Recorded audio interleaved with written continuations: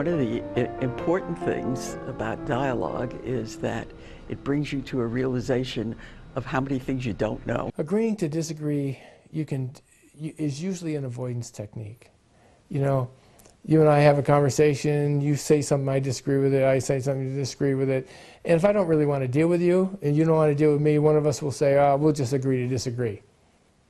At face value, we've just said, we're not going to have any conversation about this. There will be no dialogue in this experience at all. Conflict as such is inevitable and often desirable. How can you do that without being self-destructive as well as destructive to the other?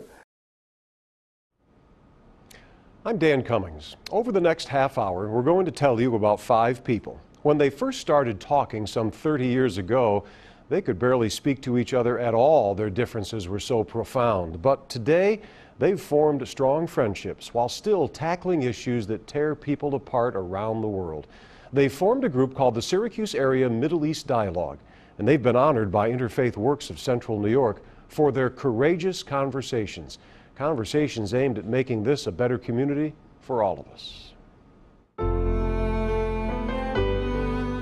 The 2012 InterFaith Works Leadership Award honors the Honorable Minna Buck, Mr. Ahmed El-Hindi, Professor Louis Kriesberg, Dr. Anis Obeid, and the Reverend Thomas V. Wolfe. These individuals have dedicated themselves to building bridges of understanding that affirm the dignity of all people and all faith traditions. We honor them for their notable careers and contributions to our community, and we honor them for their courage to engage in difficult conversations that have led them on a path of understanding and a search for peace. You really made us feel that what we were doing was significant in a way that was very reinforcing, and if we may have had doubts every once in a while, you didn't seem to, so thank you for that. I think probably Ahmed is the one most with the most hands-on, if you wish, because he went through experientially being born and raised in a village in former Palestine. He became successful in whatever he did and in social activities and philanthropy, but also in a mindset that transcended what befell him at the time of his growing up. I do remember that you were impatient and wanted us to get done, and here we are 30 years later, still at it. I think Lou always demonstrated an ability to listen and hear people out, even when it wasn't always very particularly constructive. He could still listen without jumping in and beating somebody over the head. He has the gift of smoothing over the points of contention and seeking commonality, or at least common grounds, and making you feel good about it. He makes you feel that what we said was valuable. She was very practical and come to the point. Being an engineer, I can appreciate that. In addition to the sober and thoughtful analysis, there is a charm and a goodness.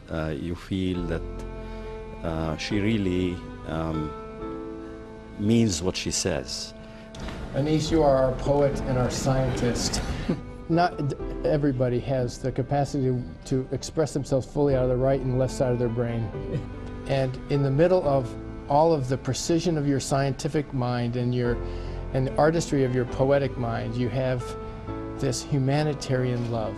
And in our dialogue, it would always come down to, but what does this mean for people? Besides being a great philosopher and a poet and a humanist, he can tell jokes, and he enjoyed telling the joke as if he just more than the other people who are enjoying it.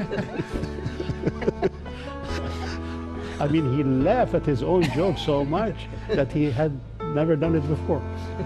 I graduated from that.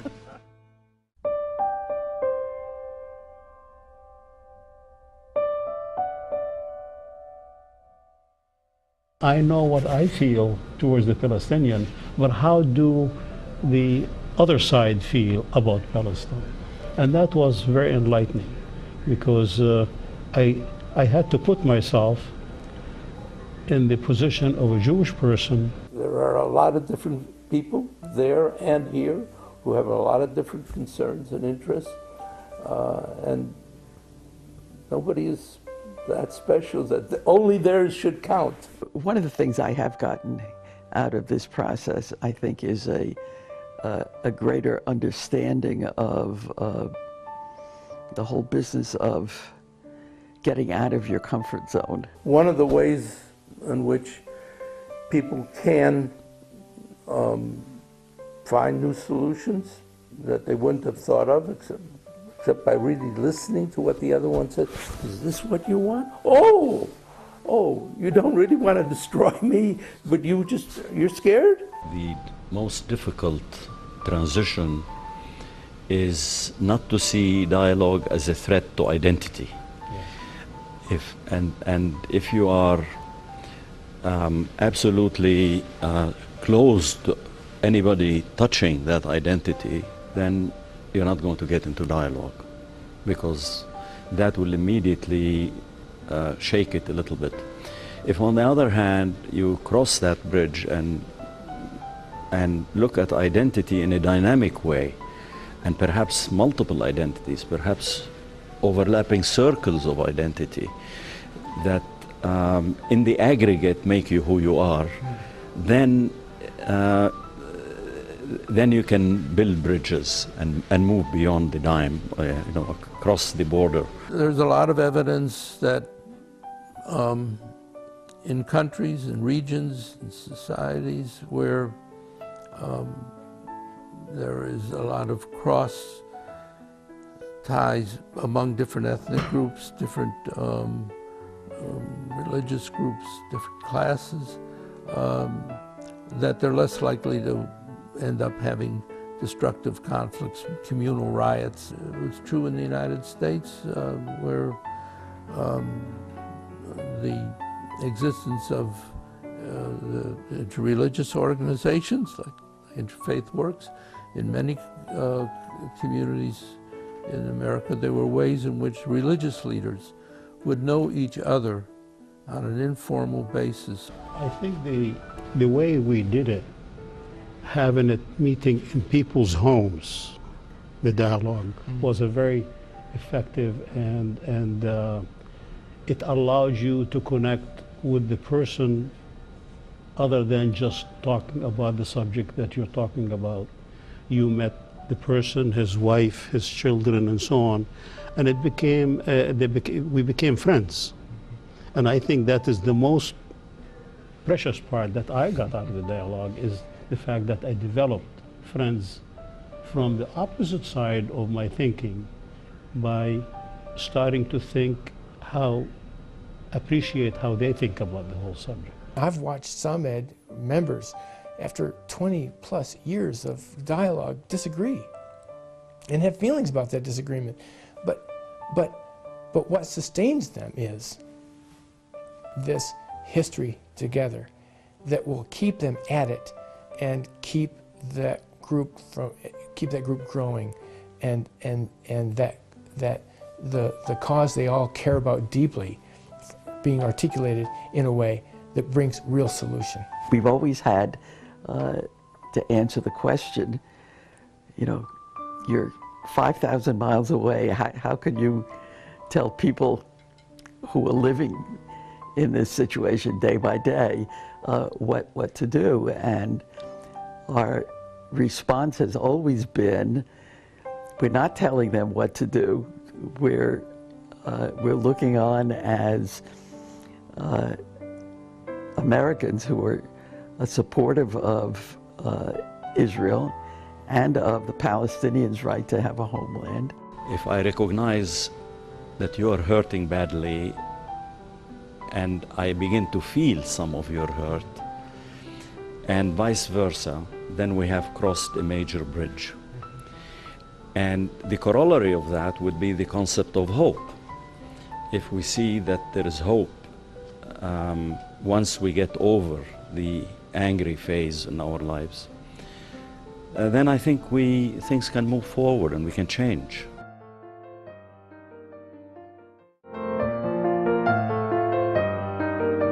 Jim Dessauer is Director of Development at InterFaith Works of Central New York. He's also a documentarian, and he's the gentleman who conducted the interviews that we're seeing in this program. Jim, first of all, when you sat down in their homes with these 5 amazing individuals, what was your goal in conducting these interviews? What were you looking for? I was looking for a couple of things. One was to talk with them about their lives and the ways in which they had been part of courageous conversations, not only amongst each other, but in various aspects of their lives. And I was interested in talking with them about how that practice of being involved in courageous conversations impacted their lives, so that there was a picture to be painted not only about the conversations and about dialogue, but about these 5 people as human beings. And we're hearing that as we listen to them speak. I mean, these are people who in some cases their positions didn't acknowledge someone's right to exist, you know, and yet they come together as friends. They continue to talk about things they may never agree on and likely won't. It's really remarkable. Yeah, it's on the one hand an extraordinary thing, and on the other hand a very ordinary thing, and that's part of what I was hoping to portray, that these are extraordinary individuals, if nothing else, because of their perseverance. But they're also individuals that did things that all of us can do and showed us how. Now, why are they so deserving of the Interfaith Leadership Award that they were given? Well, that's the extraordinary part of who they are. They all of them have participated for many, many years, some of them for 30 and more years in dialogue together. And they also, each of them, have been involved in really important and in many ways difficult, courageous conversations in many aspects of their lives. And so these were 5 people who really exemplified what is at the core of InterFaith Works' mission. And having met them and spent some quality time with each of these 5 individuals, what is it you have come to admire personally about each of them? But about all of them as a group? There's a generosity of spirit that all of them have. Each of them have a quality of really listening, of real forbearance for other people's views, a real desire to put themselves in the shoes of others and really communicate openly. Jim, it's been a remarkable experience for us to watch the fruits of your labor as a documentarian, and certainly for those who haven't met these people, to meet them up front. Thanks for joining us on our program. You know, when these honorees were here at our News Channel 9 studios, they got a chance to meet with some high school kids that are part of a group called Seeds of Peace. That's a program that teaches this leadership and dialogue facilitation skills to help develop our young people as ambassadors of peace. All hostilities sooner or later come to an end. No matter how bitter they are, no matter how horrible they are, things change. And it's within people to change them. People ask me, like he said, what did you accomplish? I says, well, we at least developed some kind of a relationship between ourselves where we understand each other's people. Okay, we don't have grandiose ambitions. We say, no, we're not going to. But at least a little pebble makes a little ripple, and another one makes a little ripple, and a little ripple, and gradually these ripples will become waves. I want to use the past as a springboard to the future, and not as a jail to be stuck in it, and future generations to be stuck in it.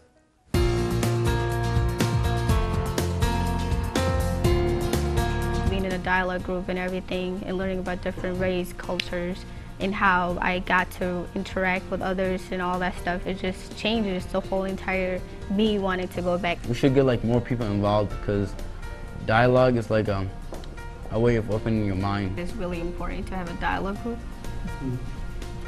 I mean, like, they've done this for like 30-something years. Like, wow. I mean, like, I truly feel so good right now. Like, it just makes me think to myself, like, I should continue with this and I just feel like I will get something out of it. I never really thought about this kind of dialogue as a lifelong activity or thing that people do, but I guess it is. That's all I wanted to say.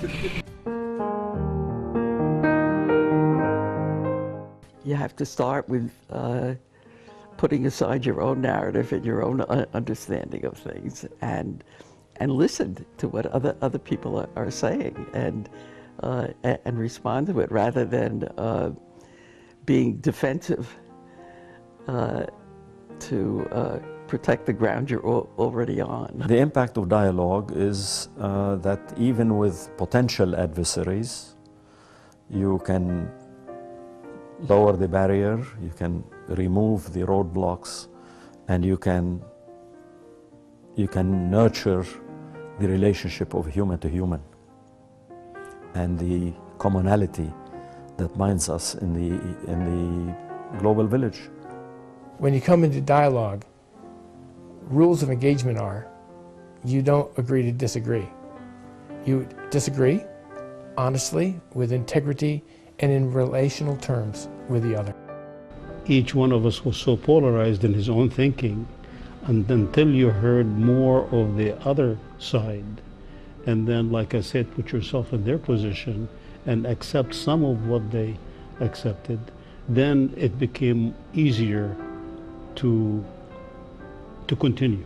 In this dialogue group, we always had in mind that we were trying to do something collectively that we couldn't do alone. This is where we have changed. I know I have changed throughout my life and my career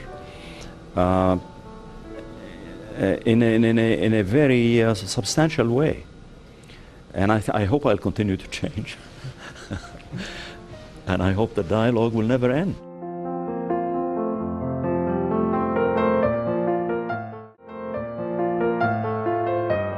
Welcome back. Beth Broadway is the Executive Director of InterFaith Works of Central New York. She helped establish the community-wide dialogue program way back in 1997 as the longest-running dialogue on racism in the country. We'll talk about that in a minute.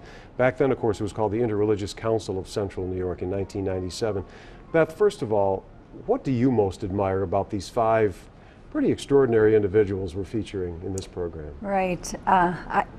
It's the combination of who they are individually and as a group. Certainly the longevity of their courageous conversation is something worth honoring, but they also each have very distinguished careers in medicine, in law, in engineering, in academia, in religion. So they have this great combination of what they've given through their careers and what they've done in their civic life as well that is really admirable. And so long running, the conversations to sustain themselves for this long. We talked about 1997, and you have the distinction of running a continuing dialogue on racism, the community-wide dialogue to end racism, longest running one in the country of its kind. After this many years, what can we look for? What can you tell us about evidence that it would indicate this is working in the community? Well, you know, it is a tough thing to measure because much like an earthworm keeps the garden clean and lets the soil grow, doing the dialogue and having these kinds of courageous conversations, whether it's about race or about culture or about religion or about the differences between us in terms of refugees and American-born people, is a very tough conversation to have. And it's, as you see from these honorees, it's a long-term conversation that needs to be had in order to keep our civic soil clean so that good things can grow within our community. Yeah, it's like Tom Wolfe said earlier in the program, you can't just pretend there aren't differences. You can't gloss over the differences and just say we'll agree to disagree. Right. These dialogues get right down to it. And it helps us to find our common ground, those places in our civic life and in our community where we can agree and move forward from that place. Right. So the Dialogue Center, you've got more in the works at InterFaith Works. You're not stopping here. Tell us about the Dialogue Center. What's in the planning process now? Well, we've just gone through a major strategic plan with help from the Gifford Foundation to help us move towards what is essentially who we are as an agency. And what we've discovered is we're going back to our roots and creating a Center for Dialogue for Syracuse and the surrounding area that will allow us to address the kind of intractable social problems that need all of us in the conversation and need all of us talking together about how we move towards solutions, move towards equity, move towards justice for each person, move towards that place where every person can fulfill what they were here to fulfill. Will you be looking for certain individuals within the community? Will you be soliciting in a moment? We'll show people how you can get involved if you want to. Who are you looking for to take part in these Well, we dialogues? definitely want to continue to do the dialogue to end racism, and so we will be continuing to do that with the youth of our community, through our Seeds of Peace program, through our dialogues in the schools, through dialogues between American-born and refugee children. We're also doing a dialogue right now between Africans and African Americans to break down some of the tension that's in some parts of our city as a result of the refugee population coming. But one of the things that we really want to do is also to look at community issues that need all of us thinking and talking and working together. So, for example, as we make a decision about whether we have Route 81, Right. now that is a decision that's not just about concrete, it's also about how do we then bridge the social structures that would result as a result of not having that. We could have a role in helping the community have a good and decent and fruitful conversation. Well, they've been fruitful for so many years thanks to your leadership and InterFaith Works of Central New York. Beth Broadway, thank you for joining us on our program, and Thank keep you. up the good work. Thank Keep you, up Tim. the courageous conversations. If you'd like to take part, if you'd like to know more, learn more, we have an address and a phone number we'd like to show you. It's InterFaith Works of Central New York, 3049 East Genesee Street, Syracuse, New York. The zip code is 13224, or you can call them at 315-449-3552, or go online and learn more. It's InterFaith Works, all one word, interfaithworkscny.org. I want to thank you so much for being with us and sharing the stories and the conversations of these special people, the courageous conversations sponsored by InterFaith Works of Central New York.